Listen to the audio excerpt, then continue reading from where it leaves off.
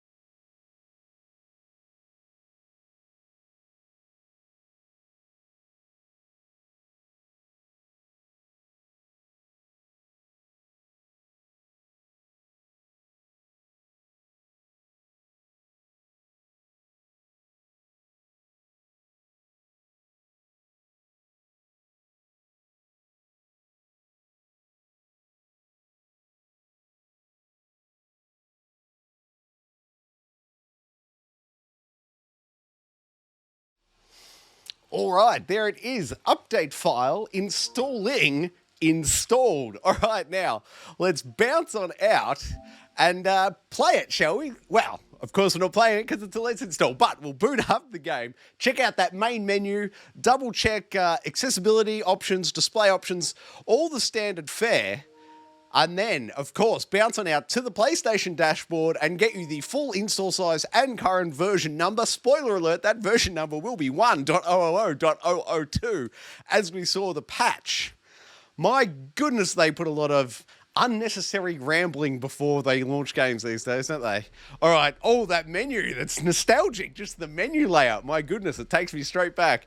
All right, subtitles, how about we turn those off? Narration off. Difficulty, more settings. That sounds like us. Controls, what do we got? Control customization. Is that going to give us a map? No. But good to know you can remap anything as per your needs. Stick sensitivity, if you find it a bit sluggish, come back here, do that. L2, R2 sensitivity, dead zone, dead zones, vibration strength. Maybe, depending on how rough it is in the old man hands. I'm going to have to back that off a little bit. Difficulty, single press, quick time events. Always nice to turn that on if you're suffering a little bit. Sprint mode toggle. Is the other option permanent sprint? That would be nice. Instead of hold. Well, we'll toggle it instead of holding. Automatic weapon swapping. Now, that does sound nice. Aim assistance. Well, we'll leave it by default. We might come back and change it. Recenter view is off. show world prompts, yes please, and show tutorials. We'll leave all that on for now. Graphics and display, here we go. Motion blur, I'm going to go right ahead and just turn that to 0 already. Film grain, going to turn it off as well. Colorblind mode, don't need now. Performance mode, 60 frames per second. Yes, please. Very important, that one. Audio, sometimes they tuck the subtitles in there, but I'm not seeing it on this one, so that's good. Language and subtitles, its own one, and we already turned that off. Beautiful. Accessibility, what have we got? Menu narration off. Colorblind. Show content warning, no thanks. Hide disturbing scenes, no thanks. QTE, sprint toggle mode, once again, I wish that was auto run. Zoom, aim assistance off.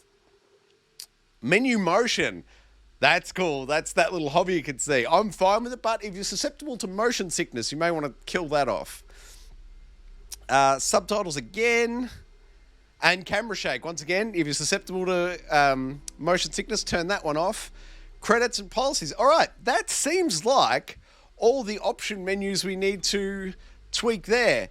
Brightness, we'll just hit start game, but if we go into a cutscene, and it is. So, as it's a let's install, nope, I've hit one button too early there. We want to go home now. Let's pull up the particulars and wrap up this here let's install, shall we? I can tell you, 2 days post-launch, currently version 1.000.002 on the PlayStation 5, of course, and it's a full and complete install size of 31.06 gigabytes. Thank you very much for watching another Let's Install right here on Geek Aloud. Please come back, check out our hands-on impressions of Dead Space and all the other games we've been playing on the Gaming Enforcement Agency each and every Thursday night, 8 p.m. right here on Geek Aloud. What else can you do with the channel? Like it, subscribe it, you'll never miss it.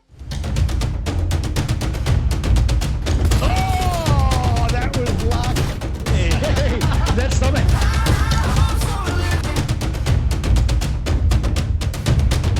Oh, look at him! Two players play. Old Uncle Donkey. Gee, Donkey.